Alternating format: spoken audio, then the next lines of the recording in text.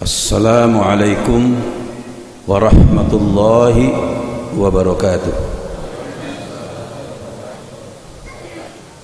Alhamdulillahilladzi hadana bid-dinil Islam wa nawwarana binurit tauhid wa arsala rasulahu bil huda wa dinil haqq liyudhhirahu 'alad dini kullihi wa kafa billahi shahida.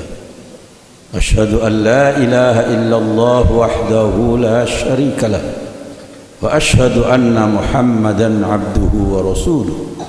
Allahumma salli wa sallim ala hadzal nabiyil karim sayyidina wa maulana Muhammadin wa ala alihi wa ashabihi wat tabi'in wa man tabi'ahum bi ihsanin ila yaumiddin. Amma ba'd. Bapak-bapak, ibu-ibu, para jamaah Masjid Al-Ittihad yang kami cintai dan kami muliakan, alhamdulillah pada malam hari ini kita melangkah memasuki bulan yang agung dan mulia, yang kehadirannya senantiasa didambakan oleh setiap manusia muslim, yakni bulan Ramadan yang agung. Para jamaah sekalian, untuk itulah Rasulullah menyampaikan pesannya mengenai Ramadan ini. Beliau menyatakan yang pertama sekali, idza kana awwalu lailatin min Ramadan nazarallahu ilaihim. Pada malam pertama Ramadan sekarang ini, Allah memandang dan memperhatikan semua wajah umat Nabi Muhammad. Faman nadharuhu ilaihi, dan siapa yang dilihat oleh Allah di malam awal Ramadan ini, lam yu'adzibhu abada, tidak akan disiksa untuk selama-lamanya. Betapa para jamaah sekalian, karunia yang agung ini sungguh sangat menyesal kalau kita enggak memperoleh.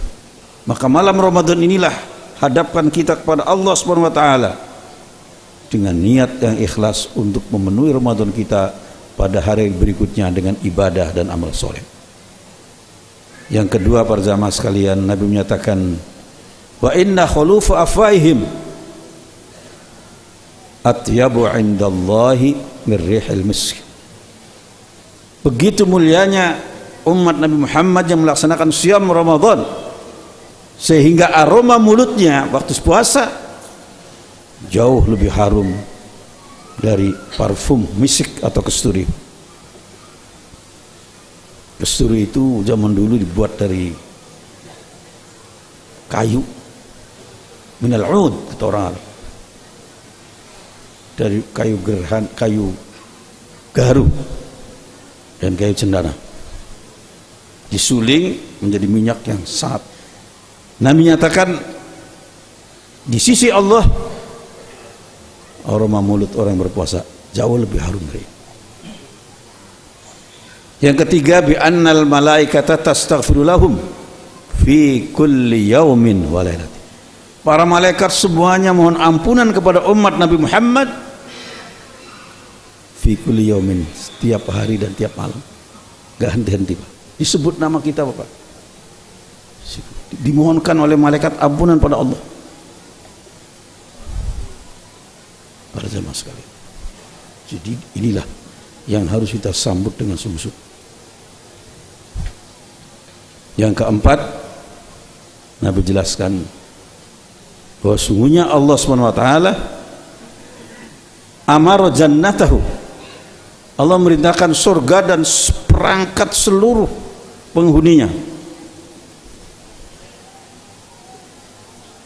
Kata Tuhan, ista'iddi wa tazayyani, bersiap-siaplah kalian dan berhiaslah semaksimal mungkin.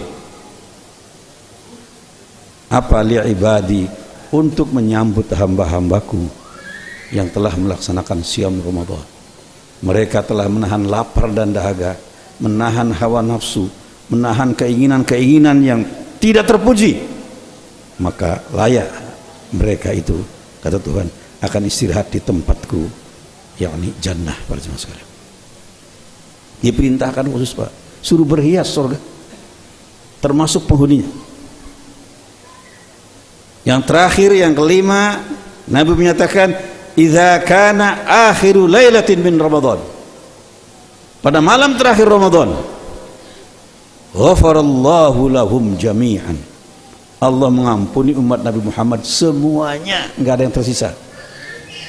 Tentu bagi mereka yang berpuasa, Bapak. Bagi mereka yang nyambut puasa dengan sungguh-sungguh, dengan ibadah. Para jamaah sekalian, ini keutamaan Ramadan. Selanjutnya, para jamaah sekalian, puasa ini ada dua macam. Yang pertama puasa lahiriah, dan yang kedua puasa batiniyah. Maaf, banyak saudara-saudara kita yang mengartikan puasa itu hanya yang lahiriahnya, Pak. Yang kata mereka Idul Fitri itu kita kembali berbuka, makan. Itu pemahaman mereka. Itu betul dalam arti puasa lahiriah. Puasa lahiriah tiga, Bapak. Tarkul akli wasyurbi wa ghusayyi nisa minal fajr ilal maghrib. Meninggalkan makan, minum bercampur dengan istri dari fajar sampai maghrib. Selesai. Itu puasa lahiriah. Yang ini 90% lebih dari umat Islam laksanakan. Tapi puasa batiniah, saudara-saudara, itu yang perlu kita pertimbangkan. Apa puasa batiniah itu? Yang pertama sekali, kita harus menghindari sikap takabur, angkuh. Seorang muslim yang baik adalah tawaddu, rendah hati. Yang kedua, menghindari sikap riya, ingin dipuji orang lain, ingin dilihat orang lain. Yang ketiga, menghindari sikap ujub, merasa paling baik, merasa paling mulia. Sebaliknya mereka merendahkan orang lain. Maksud. Yang keempat, menghindari dusta atau bohong. Bersama sekalian, menghindari sikap khuyala, pamer kemewahan. Dan yang paling berat sekali adalah memerangi hawa nafsu, mengendalikan hawa nafsu. Apakah wujud nafsu itu? Nabi sebutkan ada tiga. Kata Nabi, inni ahsya alaikum syahawatil ghayyi fi butunikum. Itu yang pertama. Aku khawatiri kalian wahai umatku terjerembab dalam hawa nafsu dari dorongan perutmu. Maaf saudara, ada di antara kita yang hidupnya hanya untuk makan, makan berlebihan, minum berlebihan. Pokoknya dia hidupnya untuk makan. Ini yang kita katakan, hati-hati. Maka kita dilatih puasa, Pak. Tidak diperbudak oleh makanan, oleh perut kita, Pak. Sekarang diketahui sekian banyak penyakit yang berbahaya karena pola makan. 20 tahun yang lalu penelitian oleh beberapa dokter di UI, itu yang kena penyakit diabetes itu di atas usia 45, Pak. Sekarang penelitian terakhir 20, 25 sudah kena diabetes. Mengapa? Pola makan tadi berlebihan. Nah, kita dilatih berpuasa supaya jangan diperbudak oleh makanan. Yang kedua, kata Nabi, wa furujikum, aku khawatiri kalian terjerembab dalam dorongan nafsu dari libido seksualmu. Hancur, Bapak. Betapa banyak tokoh-tokoh dunia dari Menara Gading jatuh melumpur, ya, kekubangan lumpur yang hina karena terjerembab. Banyak sekali peristiwa-peristiwa yang tidak masuk akal terjadi, kejahatan-kejahatan yang melampaui batas diawali dari ini, menjadi budak dari libido seksual. Saya nggak perlu kasih contoh, tinggal kita lihat di mass media, ya, di sumber-sumber berita kita jumpai itu betapa rusaknya. Yang ketiga, kata Nabi, wa mudillatil hawa, terjerembab dalam kemampuan nafsu yang menyesatkan, saudara. Lebih berbahaya lagi Pak ini. Detik ukurannya. Orang tidak bisa mengendalikan nafsunya, ukuran detik, nyesal dunia akhirat. Ya, nyesal dunia akhirat. Di jalan raya, Bapak, saya berhenti Pak. Saya lihat ada orang mobilnya sedikit senggolan Bapak, agak memarah dikit. Dua-duanya nafsu Pak. Lupa diri, yang satu ambil obeng di mobil, maaf Bapak, sini Pak. Berapa detik dia nggak kuasain nafsu, akhirnya orang itu cacat, dia nggak terima, laporan ke polisi, penjara berapa tahun, nyesel selama, padahal detik. Maka inilah yang digambarkan Nabi, ada aduwika, musuhmu yang paling berbahaya, kata Nabi, bukan pasukan tentara dengan senjata lengkapnya, bukan pasukan pengebom, bukan. Nabi katakan, nafsuka allati baina janbaik, hawa nafsumu yang ada di antara kedua lambungmu sendiri, itu yang paling berbahaya.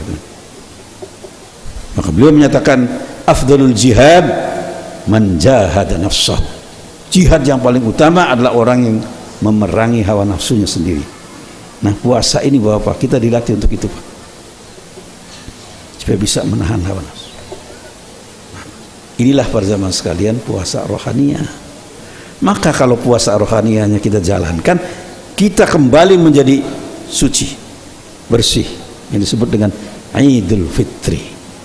Kembali kita berbuka dalam arti puasa lahiriah tadi, betul, kita nggak puasa lagi, berbuka ya. Tapi bukan cuma itu, kita bersih, dosa-dosa kita diampuni Pak. Tadi hadis saya baca tadi Pak, kadang-kadang saudara-saudara kita ini pemahamannya kulitnya Pak, banyak tanya, mana dong bukti hadisnya atau as-sunnah yang menjelaskan bahwa orang puasa itu diampuni dosanya. Lah, saya sampaikan, kalian itu baca hadis berkali-kali itu bagaimana sih? Jelas sekali kok, man shoma ramadhana imanan wa ihtisaban ghufira lahu ma taqaddama min dhanbi. Siapa yang melaksanakan siam Ramadan, kata Nabi, ini hadis sahih, imanan dengan iman dan ikhlas, diampuni semua dosa yang telah lalu. Bersih gak kira-kira? Itu maksudnya fitrah tadi. Satu lagi, man qama ramadhana, siapa yang melaksanakan qiyam Ramadan, salatut tarwih dengan imanan wa ihtisaban, dengan iman dan ikhlas, ghufira lahu ma taqaddama, diampuni dosa yang telah lalu. Jelas saudara. Maka tepat sekali para pendahulu kita, ulama-ulama kita, di akhir Ramadan masuk Idul Fitri, kita berdoa, Allahumma ja'alna minal aidin wal faizin wal maqbulin. Itu tepat saudara. Ya Allah, jadikanlah kami orang-orang yang kembali kepada fitrah, kepada sucian, wal faizin, dan orang yang menang dalam mengalahkan hawa nafsu, wal maqbulin, dan orang-orang yang diterima ibadah dan amal baiknya. Nah, ini jadi saudara sekalian, itulah yang kita ingin sampaikan. Puasa ada dua macam, lahiriah dan batiniah. Nah, dengan puasa yang dua macam ini kita laksanakan, insya Allah kita memperoleh ridho dari Allah subhanahu wa ta'ala. Amin ya rabbal alamin. Terakhir bapak-bapak, para jamaah, ibu-ibu dan saudara-saudara sekalian, saya mewakili ketua umum dari pengurus Masjid Al-Ittihad, mohon doa dukungan dari para jamaah sekalian untuk memakmurkan masjid ini, dan pengurus sudah berusaha maksimal ya, untuk memberikan pelayanan pada jamaah dan lain-lain. Namun demikian, apabila ada hal yang kurang baik, mohon disampaikan kritiknya atau arahan-arahan dari jamaah. Yang ketiga, mohon maaf kalau masih banyak kekurangan di sana sini ya. Kita berharap semoga aktivitas kita di masjid ini benar-benar membimbing kita menuju jalan yang diridhoi oleh Allah subhanahu wa ta'ala, baik pengurusnya maupun jamaahnya dan seluruh umat Islam yang ikut andil langsung maupun tidak langsung di dalam kegiatan masjid ini. Demikian yang kami sampaikan, semoga bermanfaat dan mohon maaf apabila ada kekhilafan. Wassalamualaikum warahmatullahi wabarakatuh.